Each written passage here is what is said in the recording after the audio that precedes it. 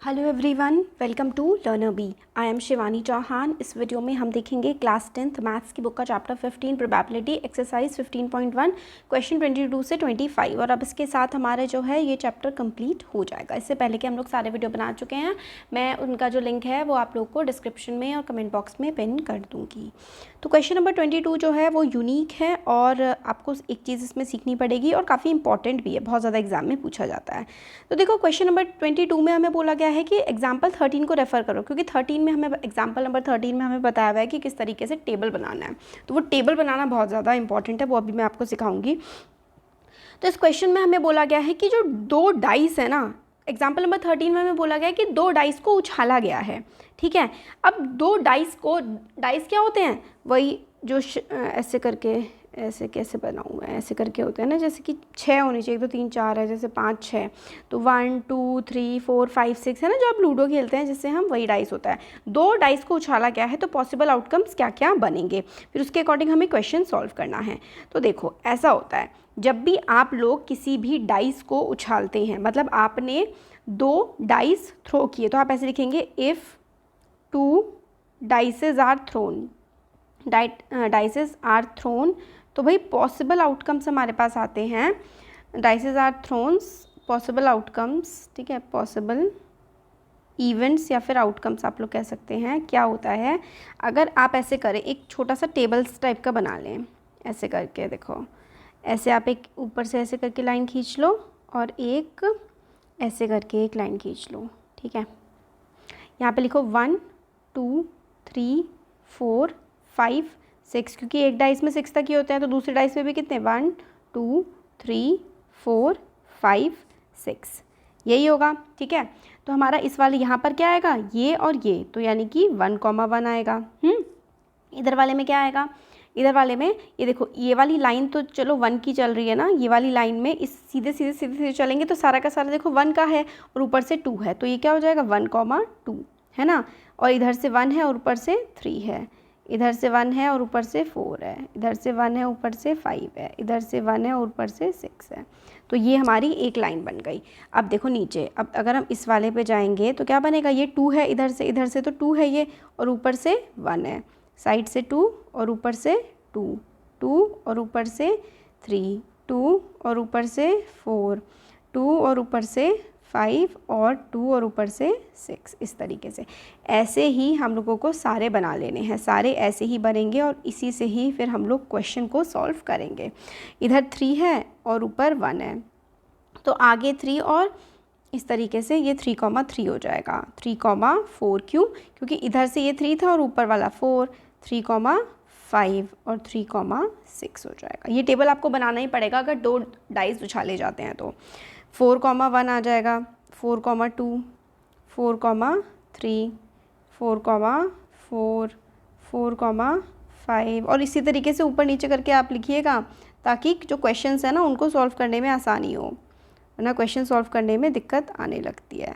5,2, 5 ये वाला और 3 ऊपर वाला, 5 इधर से और 4 इधर से, 5 इधर से और ऊपर भी 5 है, इधर से 5 और ऊपर भी 6 है।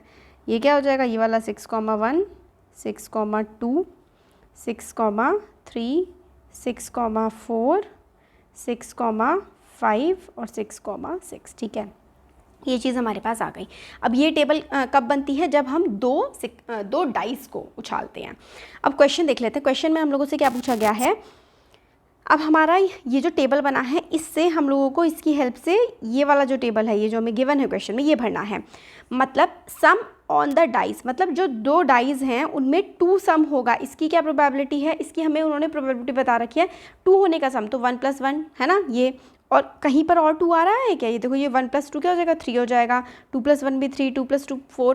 तो हम लोगों को ये जो क्वेश्चन था, क्वेश्चन क्या है हमारा, इस तरीके का हमारा ये जो टेबल बना हुआ है, ये वाला, इसमें सम जो है डाइस का वो 2 होगा। इसकी प्रोबेबिलिटी 1/36 है। 36 क्यों, क्योंकि ये जो टोटल आउटकम्स है ना, ये टोटल आउटकम्स यहाँ पे 36 आ रहे हैं। देखो 6 × 6, आप चाहे काउंट कर लो, 1 2 3, मतलब ये एक आउटकम है, 2 3 4 5 6 है ना, ये 6 है, और आप पूरे काउंट कर लोगे आपको 36 ही मिलेंगे आप, ठीक है, काउंट कर लेना। तो टोटल आउटकम्स कितने निकल करके आ रहे हैं यहाँ पर, टोटल आउटकम्स। टोटल आउटकम्स हमारे पास कितने आ रहे हैं? टोटल आउटकम्स हमारे पास आ रहे हैं 36। अब देखो फेवरेबल आउटकम हम लोगों से पहला पूछा गया है कि भाई सम 2 होगा, 2 सम होगा, ऐसा तो हमारे पास सिर्फ एक ही आउटकम निकल के आ रहा है। ये देखो कि सम जो है वो 2 होगा, ऐसा हमारे पास सिर्फ ये वाला आउटकम निकल के आ रहा है 1 और 1, है ना। तो हमारे पास 1/36 हमें ऑलरेडी यहाँ पर पे बना करके दे रखा है कि 1/36। अब सम 3 होगा, ऐसे कितने आउटकम है? तो सम 3 कब कब बन रहा है देखना, एक तो 1,2 है ना, यहाँ पे भी सम 3 बनेगा और 2,1 पे भी सम 3 बनेगा। तो यानी कि अगर मैं इसका कलर चेंज कर दूँ, क्योंकि पहले वाले क्वेश्चन का ये करा था तो दूसरे वाले का अगर मैं ये कर दूँ, तो ये दो ऐसे आउटकम्स हैं जिसमें सम 3 बनेगा, यानी कि 2/36 है ना। क्या आउटकम यहाँ पे भरूँ मैं? यहाँ पे मैं 2/36 भर दूँ, क्योंकि 2/36 ही तो आएगा। तो यहाँ पर क्या आ जाएगा? 2/36, राइट, 2/36 यहाँ पर आ जाएगा। ठीक है, अब सम जो है वो 4 होगा, ऐसे क्या कितना आउटकम है? सम जो है वो 4 हो, ऐसा कितने आउटकम्स हमारे पास निकल करके आ रहे हैं सम 4 होने के? सम 3 होने के 2/36 मैंने आप लोगों को बता दिया, देखो यहाँ पे सिर्फ 2 ही है।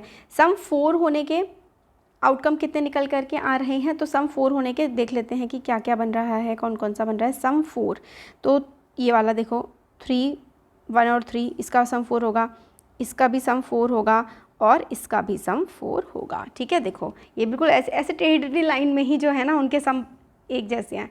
आप लोग नोटिस अगर करोगे तो जो भी टेढ़ी लाइन में आ रहा है ना, देखो ये अकेला था तो इनका सम 2 था, इन दोनों का सम 3 आएगा। और अगर यहाँ पे आप लोग देखो ना तो इन तीनों का सम क्या आएगा? इन तीनों का सम 4 आएगा, इन तीनों का सम जो है वो 5 आएगा। इसी तरीके से आप लोग और काउंट करेंगे, तभी तो मैंने कहा था बिल्कुल लाइन में बनाना, और इनका सम जो है वो 6 आएगा। इस तरीके से इनका जो ऐसे करके जो सीधी लाइन जा रही है, इनका सम जो है वो 7 आएगा। आप लोग अगर सीधी लाइन करके बनाएंगे ना तो आपके काफ़ी सारे क्वेश्चन सॉल्व हो जाएंगे। तो हम लोगों का क्या आ गया इस वाले का सम? 4 वाला जो था, कितने ऐसे इवेंट्स हैं, कितने ऐसे हैं जिनका सम 4 आएगा? तो 1, 2, 3 ऐसे हैं जिनका सम 4 आएगा।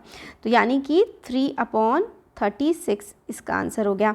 अब कितने ऐसे इवेंट हैं जिनका सम 5 आएगा? तो देखो सिंपल सा है, ऐसे इवेंट्स जिनका सम 5 आएगा, ऐसे इवेंट्स जिनका सम 5 आएगा वो कौन कौन से हैं? यहाँ पे देखो मैंने आपको बताया ना, ये वाला है 1,4, ठीक है, ये 5 है, 2,3, 3,2 और 4,1। इन सब का सम क्या है? इन सब का सम हमारे पास 5 आ रहा है। तो कितने हैं ये? 1, 2, 3, 4, तो 4 ये हैं। तो यानी कि कितने का सम 4 आ रहा है? सॉरी, कितने का सम जो है वो 5 आ रहा है? तो 5 आ रहा है 4/36 का। बहुत सारे इसमें ना ट्रिक्स भी बनती हैं। ऐसे ही 6 जो है ना, 6 सम आएगा 5/36।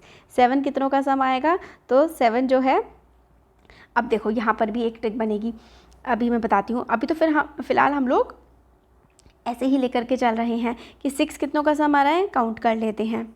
6 कितनों का सम बन करके आ रहा है यहाँ पर? 6 देखो कितनों का बन रहा है, यहाँ पे देखो ये 1,5 है ना, ये इन सब का सम क्या है? इन सब का सम हमारे पास 6 आ रहा है। तो 1, 2, 3, 4, 5 ऐसे हैं जिनका सम 6 बन रहा है। तो 5 का सम 6 और टोटल कितने हैं? 36। 7 सम कितनों का बन रहा है? देखो ज़रा 7 कितनों का बन रहा है, हम लोग काउंट कर लेते हैं। 7 कितनों का बन रहा है? तो 1, 2, 3, 4, 5, 6 है ना। 6 जो हैं उनका सम 7 बन रहा है। तो सम 7 कितनों का बन रहा है? तो 6/36। तो 7 कितनों का बन रहा है? 6/36 का सम 7 बन रहा है। ठीक है, अब 8 हम लोग को आंसर रखा है कि 5/36 है। अब देखो यहाँ से ऐसे बढ़ेंगे तो 7 तक आते आते बढ़ेगा, फिर इसके आगे हम लोग का घटना शुरू हो जाएगा। 9 कितनों का सम है? तो देखो 9 कितनों का सम हमारे पास आएगा, यहाँ पे देखो 9 कितनों का सम आ रहा है? तो सॉरी 8 तो हम लोग को बता रखा है ना कि 8 जो है वो 5 का आ रहा है, 5/36 आ गया। तो 9 कितनों का सम आ रहा है? तो ये देखो ये 6, 7, 8, 9, ठीक है, इसका भी 9 है, इसका भी 9 है और इसका भी 9 है। तो ये वाला हमने बीच में बिना कलर वाला क्यों छोड़ दिया? क्योंकि इसका हमें आंसर ऑलरेडी था हमारे पास, बट चलो हम लोग फिल कर देते हैं। अब सेम कलर हो गया,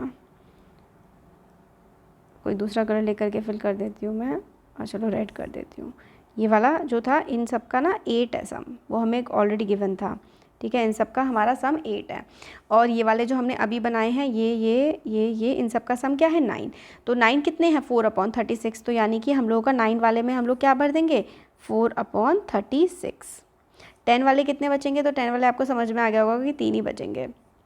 तो 10 वाले जो है इनका सम क्या हो जाएगा, ये देखो ये 10 है, ये 10 है और इसका भी 10 है, यानी कि 3/36। और 11 कितनों का आ रहा है, 11 देखो 1 2 यानी कि 2/36। और 12 कितनों का आएगा, 12 तो सिर्फ एक ही का आएगा यानी कि 1/36। तो ये हमारे हो गए। अब यहाँ पे इस तरीके से 10 कितने का सम आ रहा है, तो 5 का सम आ रहा है, सॉरी 10 जो है वो कितनों का सम आ रहा है 3 का, तो 3/36। 11 कितनों का सम आ रहा है 2 का, तो 2/36। और 12 कितनों का आ रहा है, तो 12 तो हमारा एक का ही आ रहा है, तो 1/36 हमारे पास यहाँ पर आंसर हो जाएगा। तो आप लोगों को आया समझ किस तरीके से हुआ है, हम लोगों ने टेबल बनाई और टेबल की हेल्प से हम लोगों ने सारा का सारा सॉल्व करा है। और ये जो सेकंड क्वेश्चन है इसमें पूछा गया है, सेकंड पार्ट इसका, इसमें बोला गया है a student argues that there are 11 possible outcome. एक स्टूडेंट आर्ग्यू करता है कि 11 पॉसिबल आउटकम्स है, तो ऐसा पॉसिबल है तो भाई नो, गलत है। क्यों, क्योंकि हमने ऑलरेडी फर्स्ट पार्ट में ही सॉल्व कर दिया है कि भाई 11 पॉसिबल आउटकम नहीं है, पॉसिबल आउटकम तो कितने हैं 36 पॉसिबल आउटकम है, 11 नहीं, ये हम लोगों ने पहले ही सॉल्व कर दिया है। तो इस तरीके से हम लोगों ने क्वेश्चन नंबर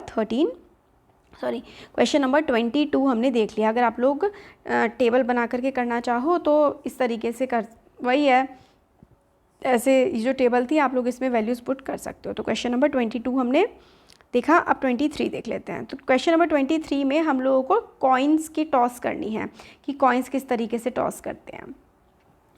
तो इसमें भी हम लोग के काफ़ी सारे आउटकम्स बनेंगे। क्वेश्चन नंबर 23 इसमें हमें बोला गया है a game consist of tossing a 1 rupee coin 3 times. एक जो मतलब गेम है उसमें 1 रुपये के सिक्के को 3 बार हम लोग उछाल रहे हैं। एंड नोटिंग द आउटकम्स, ठीक है, ईच टाइम, हर बार हम कितने आउटकम्स आ रहे हैं उनको नोट कर रहे हैं। हनीफ विंस, हनीफ जीतता है इफ़ ऑल द टॉस है सेम रिजल्ट, यानी कि अगर सारे के सारे हेड आते हैं एक बार में या फिर सारे के सारे टेल्स आते हैं तो हनीफ जीतता है, अदरवाइज़ वो हार जाता है।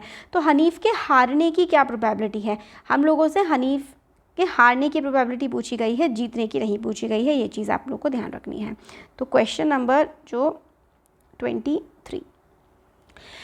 तो अब देखो इसमें हमें क्या बताया गया है कि 3 सिक्के उछले हैं। तो जब भी 3 सिक्के उछलते हैं तो यहाँ पे लिखो टोटल नंबर ऑफ आउटकम्स। ये चीज़ ना पहले तो आप लोग याद कर लो कि जब आप लोग 3 सिक्के उछालोगे ना तो टोटल नंबर ऑफ़ आउटकम्स जो हमारे निकल करके आएंगे वो आएंगे 8। टोटल नंबर ऑफ़ आउटकम्स आएंगे 8 अगर 3 सिक्के उछालोगे। तो कैसे, देखो कौन कौन से होंगे।